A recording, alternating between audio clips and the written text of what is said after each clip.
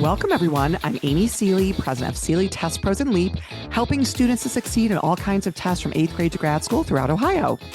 And I'm Mike Bergen, president of Chariot Learning, helping students with Test School and Life based out of Rochester, New York. Between the two of us today, we have over 60 years of experience at the highest levels of the test preparation and supplemental education industries.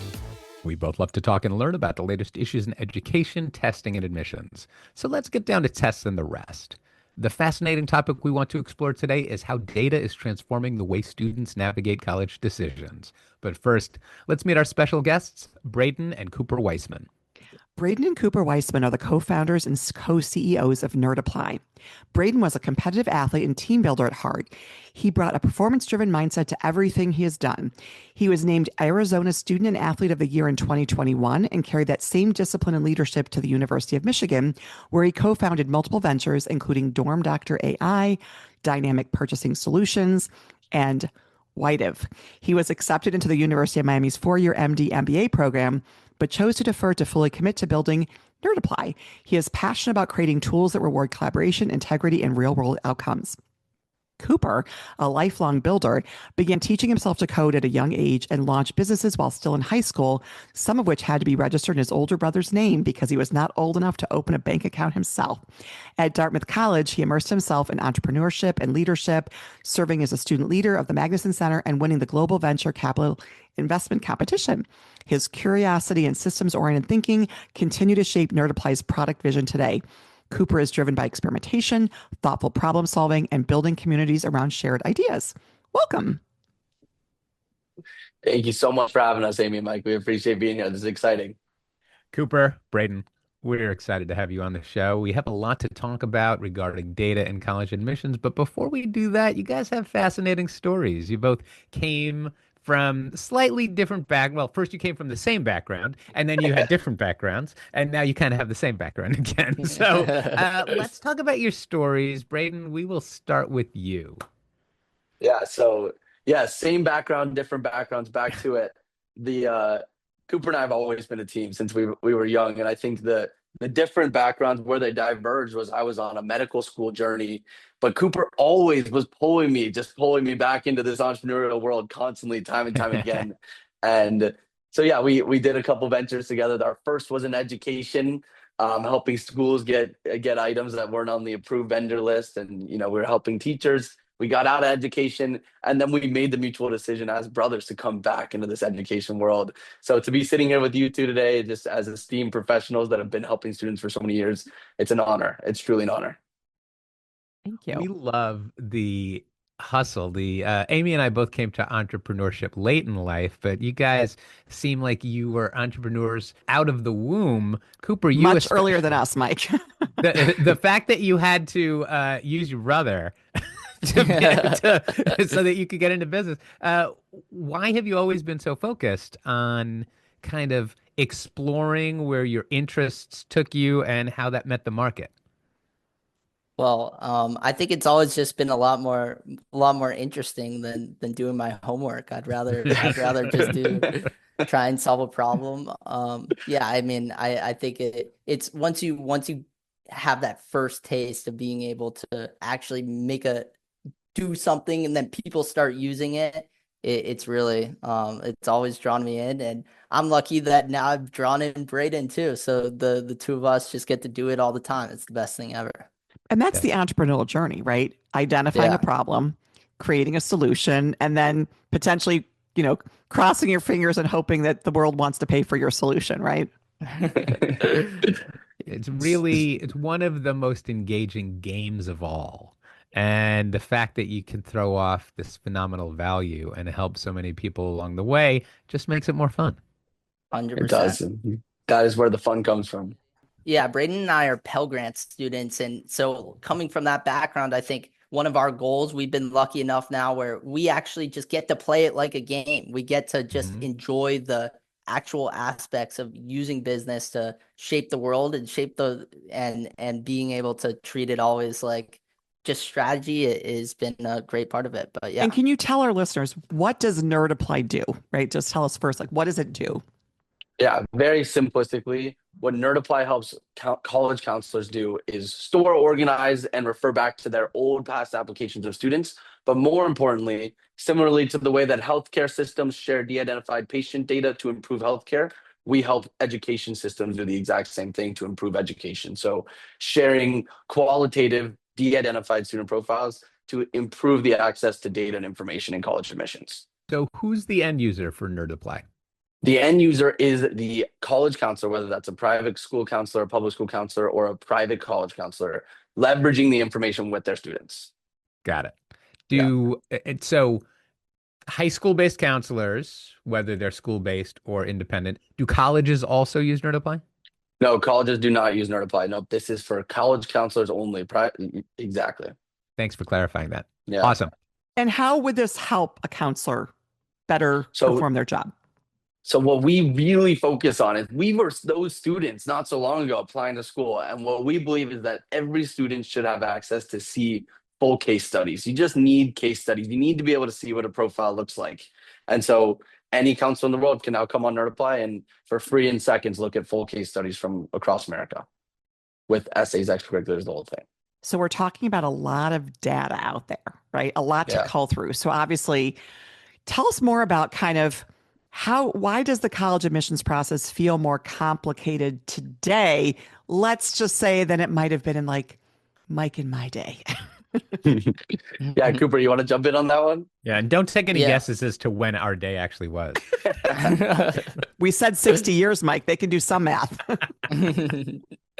I think the core part of it is just how many more schools students are applying to. So when students are applying to 10 plus schools, that makes a significantly different college landscape than may have been happening 20 years ago. So and when you think about what actually happens throughout the whole system when students start applying to more schools, then the colleges get hyper competitive about making sure that when they accept a student, those students actually go to your school. So it becomes a whole hyper competitive landscape where the colleges are more selective, but also the students are there just creates a lot of pressure around that. Yeah. Yeah, the Common App really opened up this idea that rather than apply to 4 or 5 schools, students might apply to 10, 15, 20 schools. And that creates a yield issue for colleges, right? Because they're like, yeah, we accepted you, but you might have been accepted by 20 other schools. Like, the efficiency, are you really going to come? But with the efficiency created a proliferation, right? When you say, like, as far as what kids are able to do in a short period of time. So I think on top of that, to add to the trickiness is now you have colleges receiving more applications than ever. Now they can accept their class 4 or 5 times over with equally qualified students, and then add into that parents don't understand how hard today's admissions process really can be. And then you add in TikTok and Instagram and all these different social media stuff, and students are seeing stuff from everywhere, right? And so all of a sudden there's just information overload. You can't get real information. It's harder than ever, and no one knows what's going on, right? Yeah. And some metrics aren't as easy. GPA, high school GPA now. We know that the typical kid in high school has a really high GPA. So that particular metric doesn't provide the data possibly that it might have provided 20 or 30 or more years ago, I would say. Exactly. And then all of a sudden tests go in and out of neededness. And now you have another metric. Different game. Right. Exactly. So how can counselors help their students think about choosing a college, like by getting beyond, let's say, the rankings or the prestige, which is what we commonly associate with the college admissions process? Yeah, choosing a college and in building their journeys to college, I think the key is qualitative data.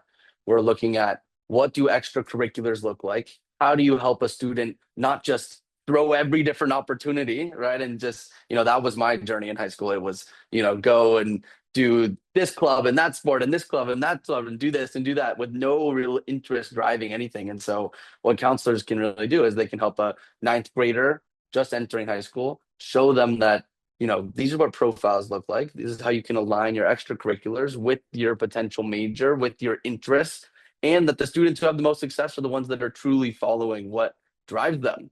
And that's always reflected on their application. It's what makes applications unique. So that's so helpful in helping a student understand their journey. And then as we pick colleges, we can start to look at the qualitative information beyond just a scatter plot of GPAs and SATs, right?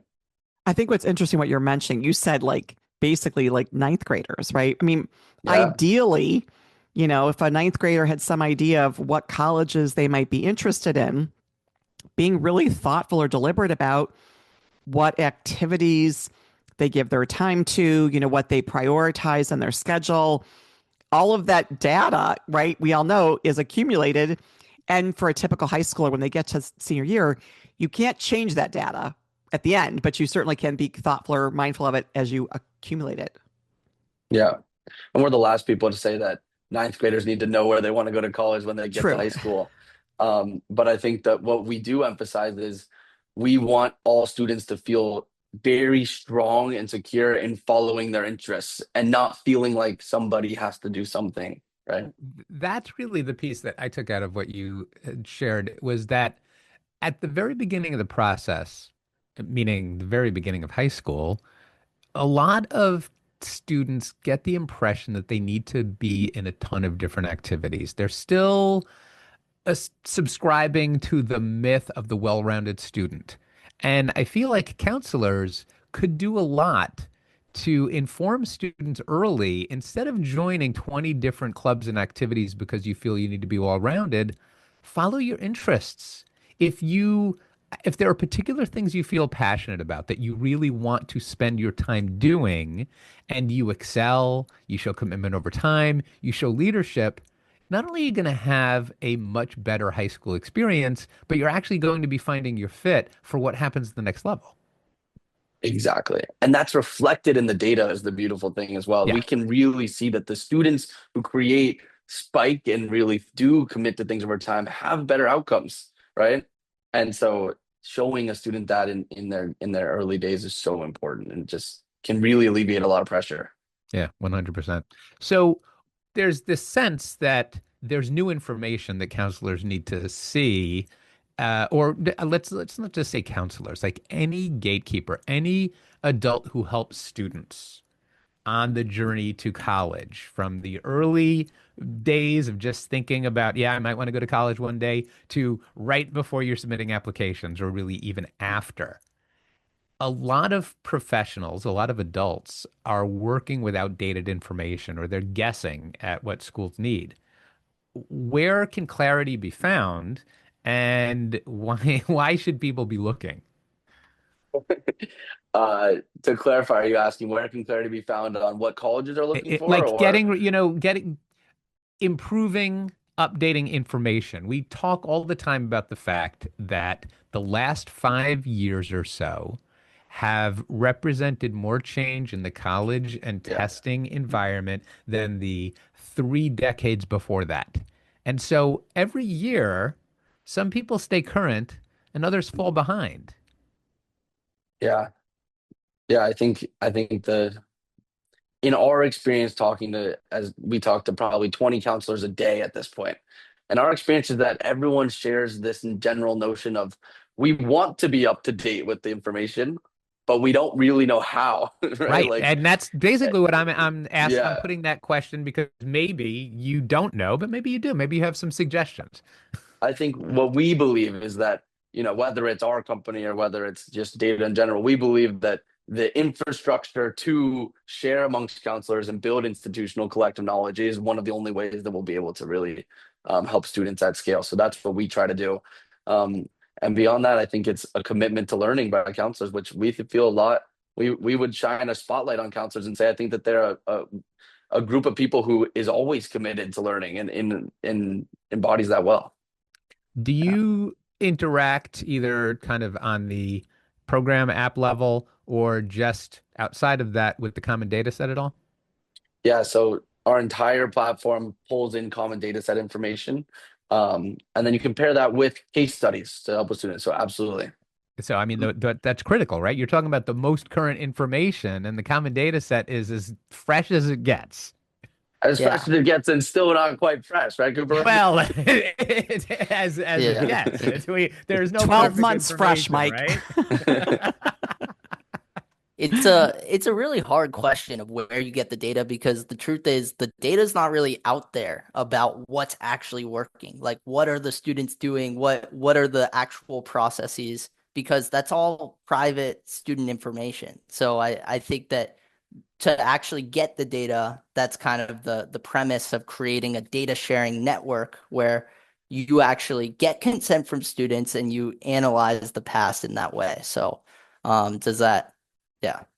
And I think the point is we're living in a world, right, where there is so much data and we're creating systems to be able to access that data, efficiently, effectively, and then of course make the best decisions we can make as a result of having it. So I think that's the key thing is the data has never been more at our fingertips or should be at our fingertips than it has before, right? Yeah. And then we see our role where Cooper and I fall in this whole game is we believe that our role is to help this group of people use this data privately, securely, safely. That's where a lot of the pain comes from is, yeah, you can go into all these new AI platforms and everything, but how do counselors protect this information? How do you use it safely? How do you protect your students? And that's where we feel we have provided the most value. So where do you think students tend to struggle most? Like when they're applying to colleges and they're trying to, let's say, make decisions about, where they might even want to go. How do you think counselors can help address those gaps for students? I would point to TikTok. Cooper, tell your story about right. I didn't expect that right answer. before your Yeah. right before your end of go ahead. Yeah. When I was applying to college, a week before I submitted all my applications, I rewrote the personal statement, rewrote every supplemental essay, and it was because I was watching social media, I was looking at all this stuff, and I started freaking out. It's almost the most important thing that a child submits in their entire young life. So I was freaking out, and I think providing a sense of thinking about it in that way of like what information do you go on is kind of So, it's okay, important. Cooper, Yeah. let's follow up on that. I imagine you got into some highly selective schools. Mm-hmm. So are you saying TikTok's a good source of information? Because if you revised all your applications, tell us who you spoke to, and we'll have them on the podcast also. Yeah. But your point is well taken that when you're engaged in some kind of really consequential activity and you hear voices from every side with competing ideas and louder opinions, it's hard to know who you can trust. Mm-hmm. Exactly. Yeah. That is the point. Exactly. Do you regret, Cooper? Do you regret taking advice from TikTok? I think I regret how much stress it created. I basically stopped talking to the person who was helping me with my college applications because we disagreed. And then that just creates I was on my own. I was alone as I was clicking that button, Yeah. We talk all the time to people, professionals who speak specifically about the essay, the application essays, and how you can listen to feedback, but it's still your essay, right? You have to go with, and also you can't hear from too many people. Shrink the pool of potential editors down enough so that you don't have so many conflicting or competing visions for your statement, especially when the most important vision should be your own. Yeah, and in our database, what's very clearly reflected is that the same essay won't work for two candidates, and that a lot of what works is actually the alignment between your essay and the rest of your profile, which is just very and that's a big weakness, right? Because most people who have these stories, well, this worked for me. It's anecdotal, it's personal, it might not apply to your situation. And it's the one word that we keep hearing across the board, no matter who we talk to about the admissions process, is how important it is to be authentic, right? And so like you're suggesting that there can be a disconnect because if what you write about and what you've done don't align, something's not jibing there, right? Like, so I think that's the key thing is at the heart of all of it, you have to be authentic. But at the same time, I think, Cooper, what you're describing is that fear and anxiety to sometimes like, oh, is there something else that I'm supposed to be to be able to be accepted, right? And the hard part is sometimes those are things in the admissions process, let's not lie. There's a lot of anecdotal evidence. One person knew one thing, right? And that's what people will share. But the idea of culling data and having more data, then maybe you're going to know like, okay, that's maybe not really what this picture tells us, about what the trends are. Yeah, that's the underlying piece with TikTok is you're just seeing one piece of the data on that profile. So one essay and you have no idea what the rest of the profile looks like, right? Yeah. And you watch that one video and we all know the algorithm's now going to feed you everything that supports that. So it really is tricky because you can then a whole narrative that you think is truth is created by the algorithm, and then you miss your mark in the college admissions process. Yeah, exactly. Fantastic. So we're kind of talking about the upside of technology, the downside of technology. There's lots of different examples and use cases for using technology to harness data to improve the college search process. What suggestions do you guys have? I think I don't want to just kind of keep being the same old talking points here, but we believe heavily in qualitative data at this point in technologies, where we stand today is that AI has unlocked a lot of power. We see one of the most powerful things that AI can do is take a lot of qualitative data and help us leverage it and use it. So I don't know if that answers your question the way that you're looking for. And so kind of explain more. There are different platforms like NerdApply and other ways to access existing data, whether it's common data set or profiles of successful applicants. How should someone who is applying to college next year try to embrace that data, how to look at it? It's just, we're talking about data and there's a lot of signal and there's a lot of noise. And ideally, technology helps you find the signal that you need. Yeah, totally. I think the trying to find the signal, trying to get away from the chance me, I think is a big one, right? Like get away from the chance me calculator and get towards something that helps you understand the full picture.